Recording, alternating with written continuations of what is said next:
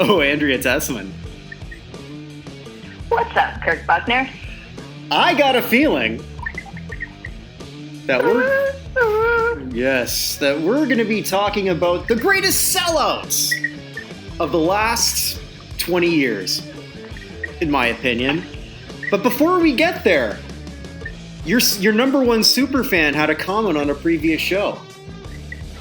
Oh, okay. What did he have to say? Yeah, so the number one fan of yours, not of mine, as evidenced by this comment, from Brad Nelson. This was about Funky Town. For once, I am going to agree with Kirk, because I guess there's no reason to ever agree with me on anything other than this. Nipple hunting is a lost sport.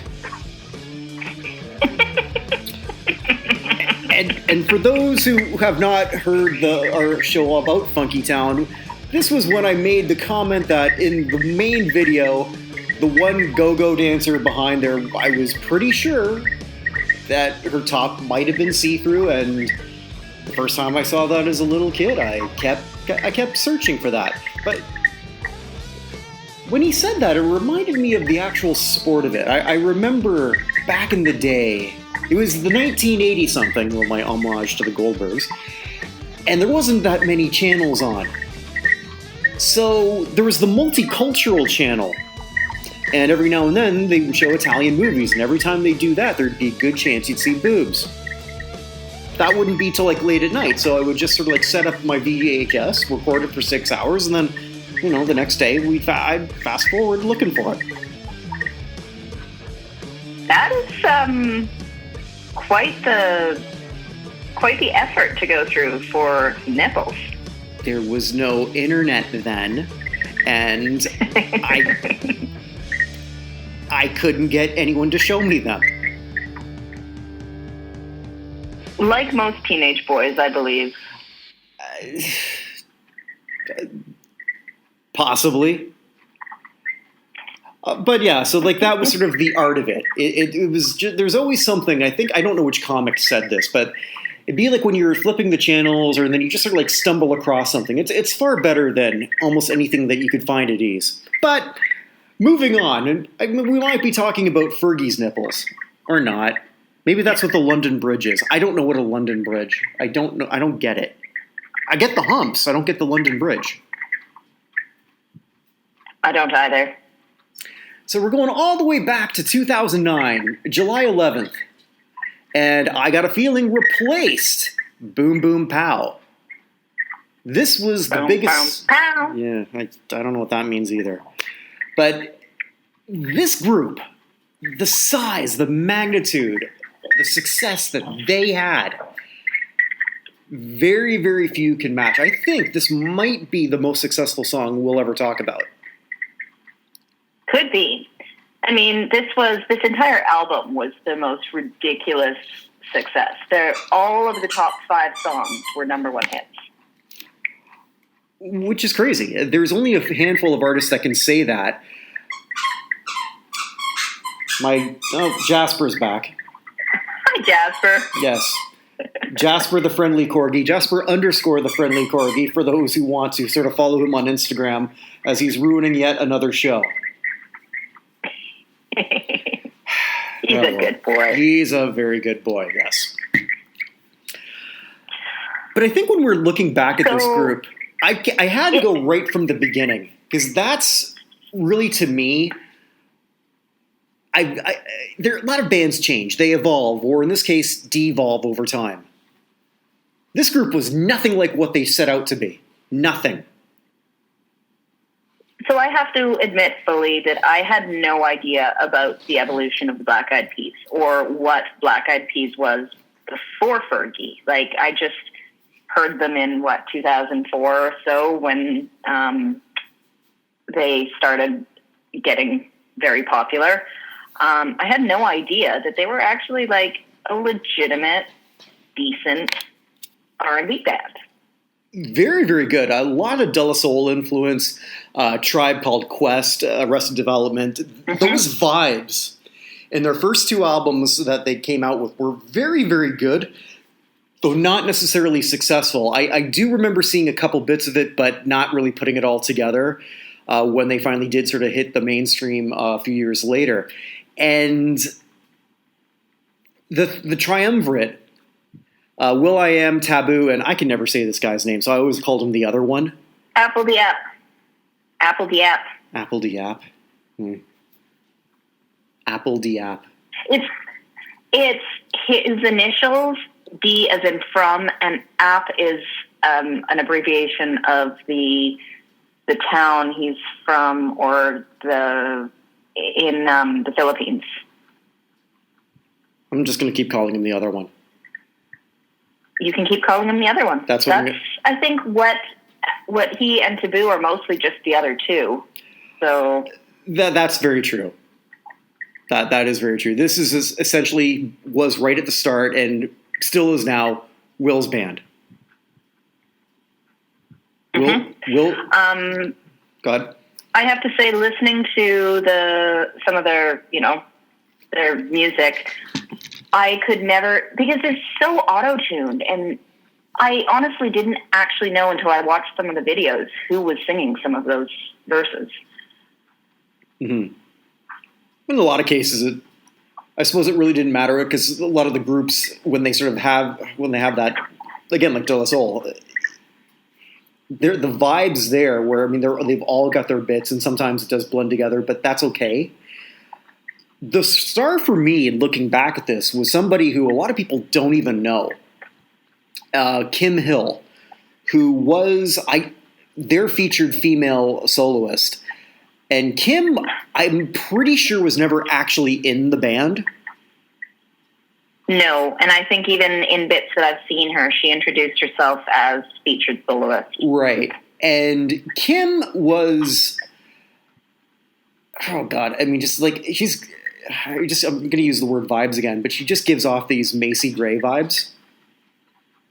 Well, Macy Gray also worked with them in those early days. That's true, too. So just, neo soul, just into her blackness, if that makes any sense. But that's what she says. So we'll run with that. Mm-hmm. And was not about promoting sexuality. And that's not what the group did at all. Those first two albums were politically conscious. They were self-aware.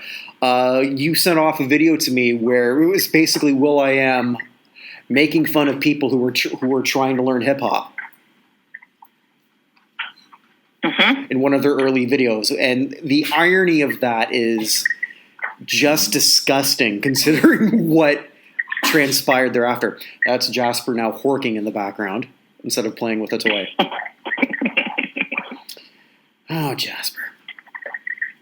So you're really right there. It seems like she left the band of her own choice, because they were being pressured by those lovely people that we've talked about so often, record executives, mm-hmm.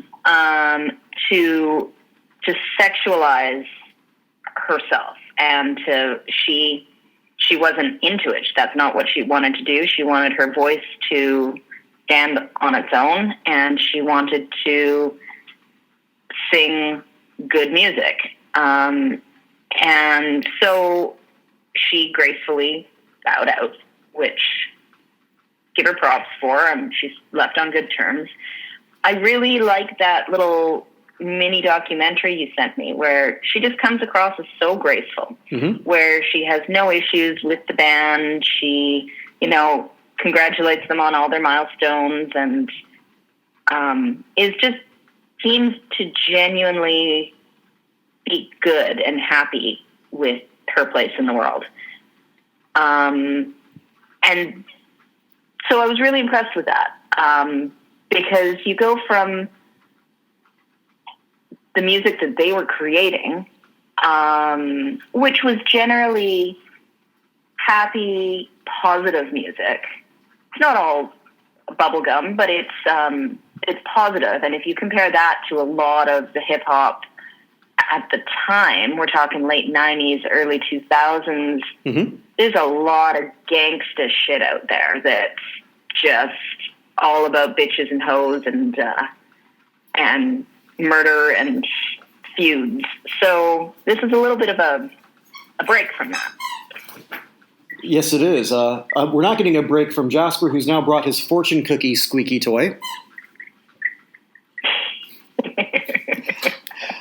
For those listening at home, wants to be involved. Yes, well, he's definitely involved in that. I've heard other shows where there's a lot of other distractions, so at least now you know what this is. No props to my wife, who's doing absolutely nothing to stop this from happening.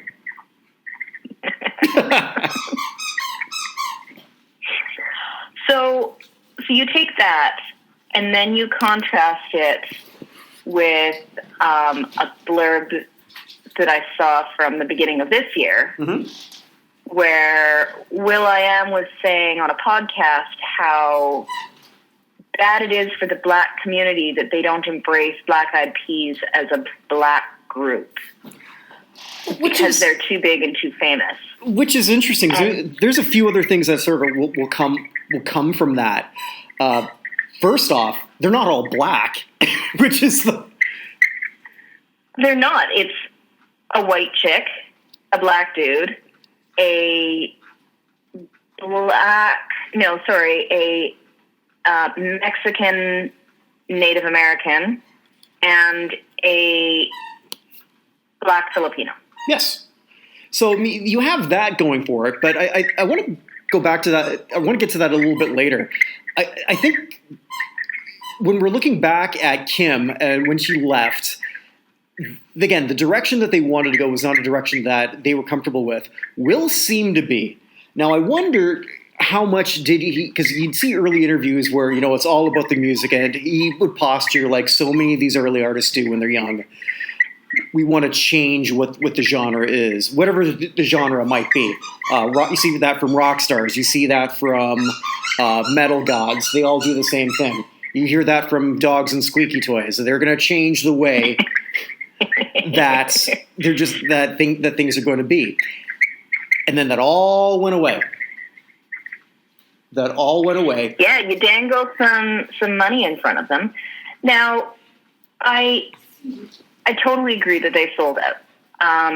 They try to spin it, I saw in various things, as they had some critical success, but not any commercial success, and they were kind of depressed and maybe abusing some substances, and so they decided that it was time to make a change. And also still broke, I'm sure.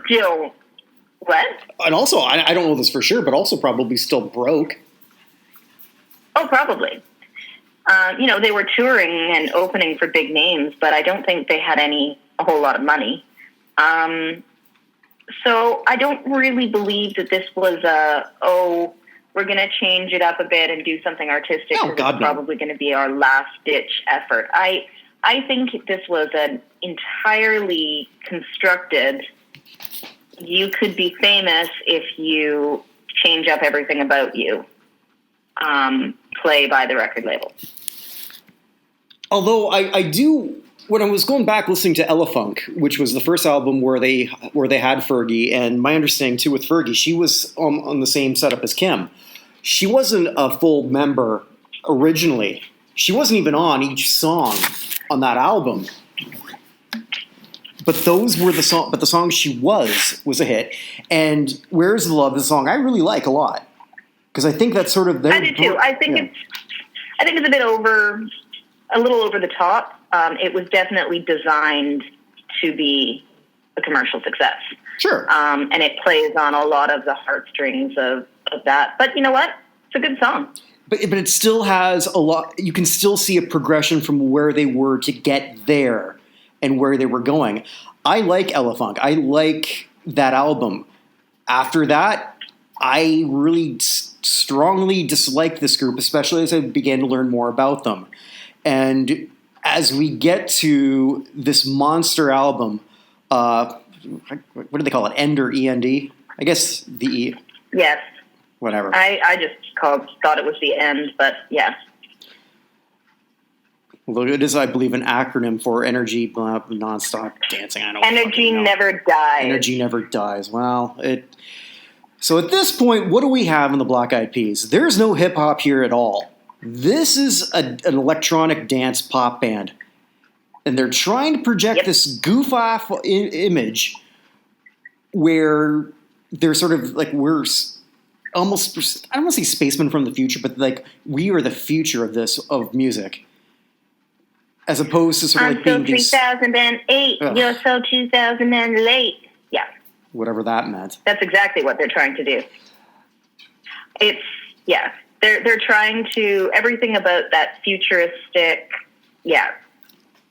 weirdness was trying to just say, we're the future of music. This is what's happening, and you all love us.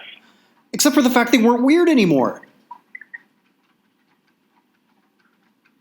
They were complete sellouts. And the second I got a feeling, heard that right at the end, I'm listening and like, this is complete garbage. This is like these people just sat back and said, all right, if we want to make a song that could possibly appeal to everybody and is going to be played at weddings for the next 30 years and corporate functions, and we're going to have like 50-year-old women dance around to other uncool or like people with broken hips and shit. This is what they came out. This is what it is. I hate this song. I hate it. I hate it. I hate it. It was engineered to be the party anthem of the decade, which it was and still is. But the problem when but I was just gonna say though, the problem when you sell out to this degree and you're that successful, forget about the base that you alienated a long time ago. A lot of people didn't even know that existed. People grow out of that. And the younger people who in their teens who sort of like thought, oh, this is super cool, pretty quickly don't. Yeah, but like they are honestly probably the biggest sellout band of all time. Like how much freaking product placement and like they are sponsored and sponsor everything. Mm-hmm. You look at the video for this movie and there's like 8 different sponsorship positions that I like, product placement that I noticed just in casually looking at it without really even looking hard. Like that's very true. They want money. There's nothing beyond that. There's nothing artistic about it. It's purely what is profitable. It is the biggest sellout song ever. I'm sure the only other one I think that could come remotely close to that is when Grace Slick, this might be another one we'll talk about sometime, is we built this city. Mm-hmm. From Starship, which was it's hard to believe that's the same person who did White Rabbit. Yeah, true. Never really thought about that one. Yeah, it's beyond strange to think about. And so here we have at this group, they were even like featured on Oprah. And when you have Oprah sort of like dancing the whitest black woman ever, despite what she says, watch her dance, you'll know what I mean. There's nothing cool about you, and eventually, shit's gonna turn, and it did. Fergie becomes the breakout, which I've never heard, and I looked for this, but that had to piss off Will to some degree. I couldn't find a whole lot about her leaving other than she was left amicably and was pursuing her solo career and her family. Mm-hmm. Mm-hmm. But, well, that's kind of a cop-out. I do think when she just kind of disappears. Yeah. I will say this about Fergie's edition. And I'm about to rip her a little bit later, but Fergie was the perfect addition for this transition. Mm-hmm. She brings, although she's not, I don't know.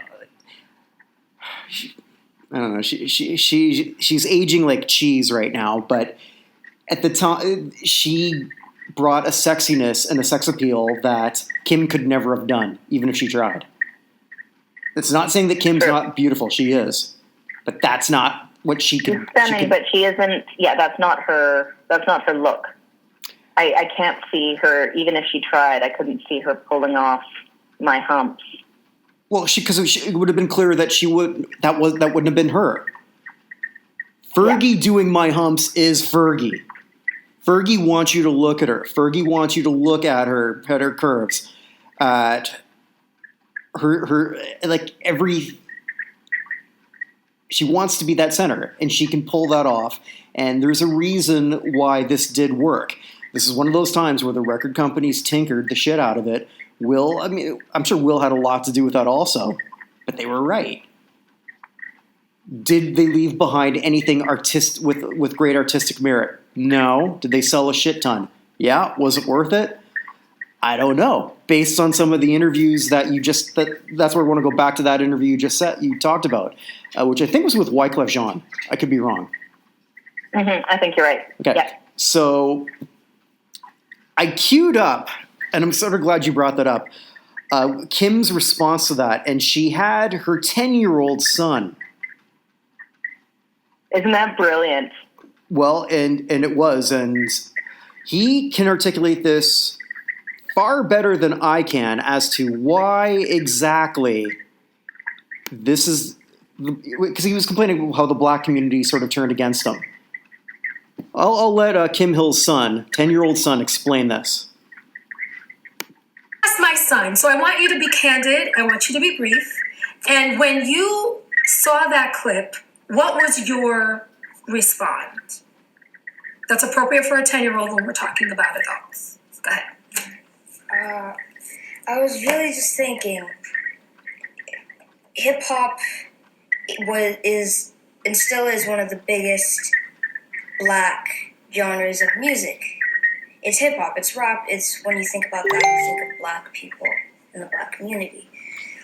When you sort of drift away from that and you're not doing hip-hop anymore, and you sort of go to pop and auto-tune and robotic voices and that kind of stuff, you're not in those black roots anymore. So I don't understand how you're not even going to talk about the black girl that you had in your group, and you're going to skip to 2004, and you're going to say, I don't understand why the black community isn't embracing us. Who can say it better than that fine young gentleman? That hits the nail perfectly on the head as to what happened. And I think the whole source of, just going back to this, where Kim felt disrespected in that interview, he almost alluded that the Black Eyed Peas, he barely touched anything that they ever did in the 90s. I found another article, which was done about 2005 or 2004, which was in between Elephunk and Monkey Business, where will.i.am talked about how the core fans had accused him of selling out. Which at that point, I don't know, they were on their way to completely doing so, but I like Elephunk, I really do. And he said, and his response was, why? Because I have a white girl in the band? And no, it's because of what I believe his name is Cassius. What Cassius said. You became an auto-tuned pop group. You've completely changed your style. Mm-hmm. It's like it's a totally different band. If I were to hear 1998 Black Eyed Peas, I wouldn't know that they are the same band at all. Like, no clue. They don't sound the same. They don't act the same. They're not playing the same music. They're not the same band. They just have the same name and some of the same members. Mm-hmm.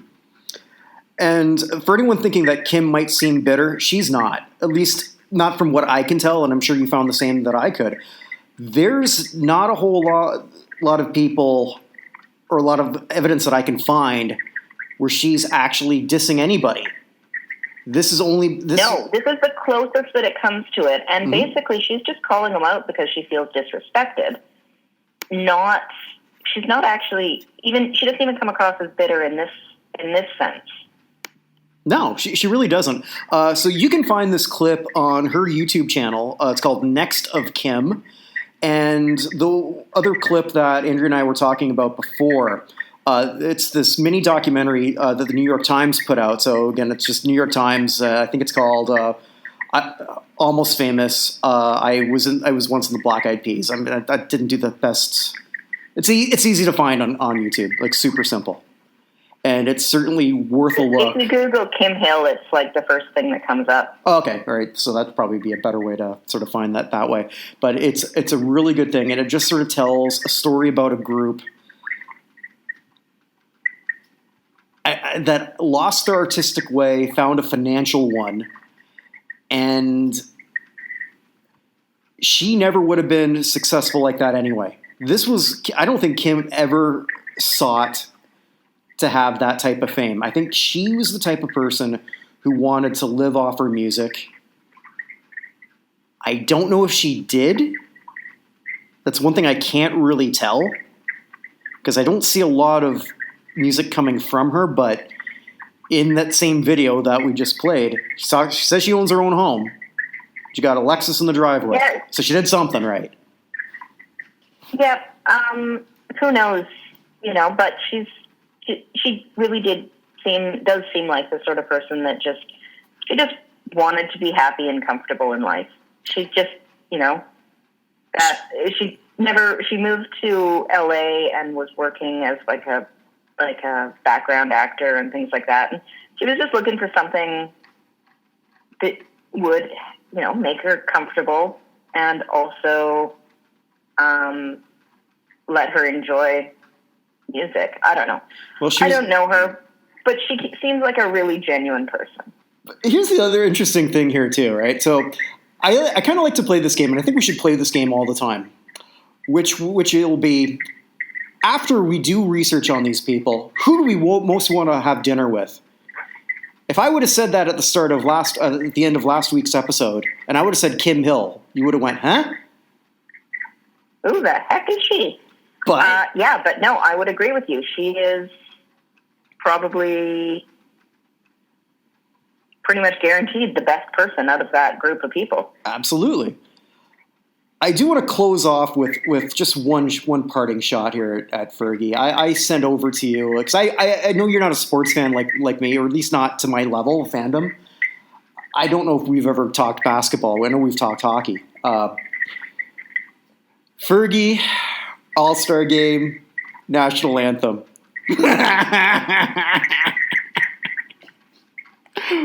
Which is still the first thing that pops up if you Google her name. Oh, bad. Oh, like actually painful to listen to, bad. Not only is it bad, so here's someone who doesn't realize that, the London Bridge ain't working so good anymore. It's a little bit creaky. Those lovely lady lumps are not so appealing to these 20-something NBA players. The laughs on their faces at the end of this was priceless. It was. And that's another thing. Yeah, they're looking at each other cringing throughout, and then they just, by the end of it, are bursting out laughing. She will never live that down, ever. I'd say you're correct. Mm-hmm. So any final thoughts on I Got a Feeling? I want to say, did you listen to their new album, Post Fergie? I did.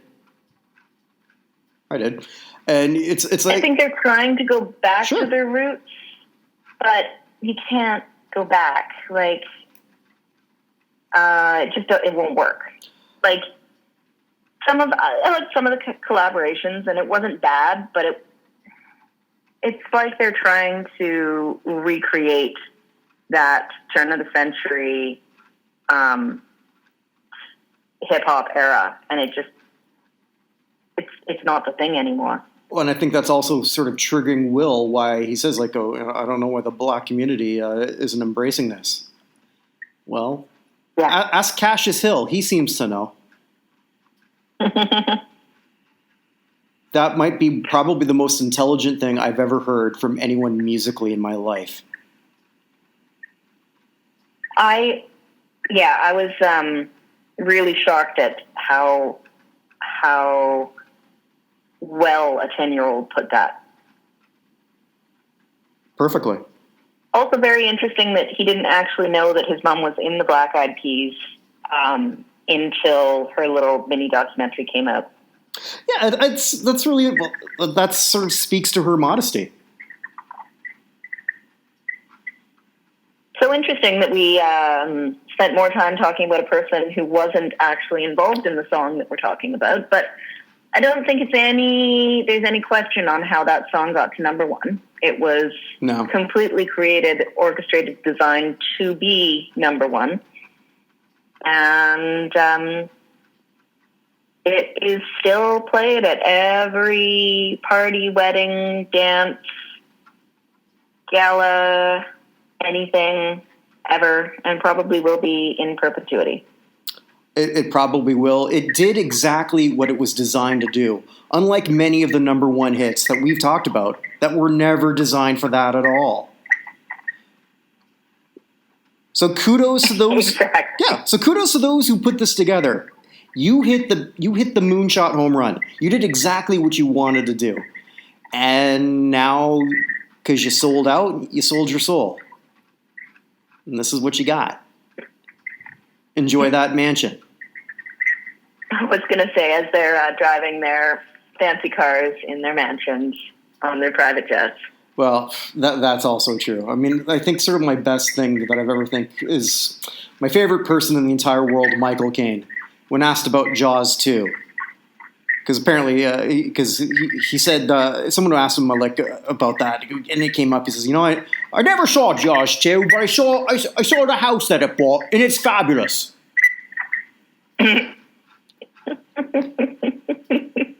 Yeah. What do we got next week? Well, we are going to travel back in time to 1989. Okay. And we are going to listen to approximately 118 different global events between the 50s and the 80s. Oh, no. Billy Joel, we didn't start the fire. God damn it. Not a fan? Something, communist block. You know it. Yeah. I believe Billy Joel himself likened the melody to a dentist drill.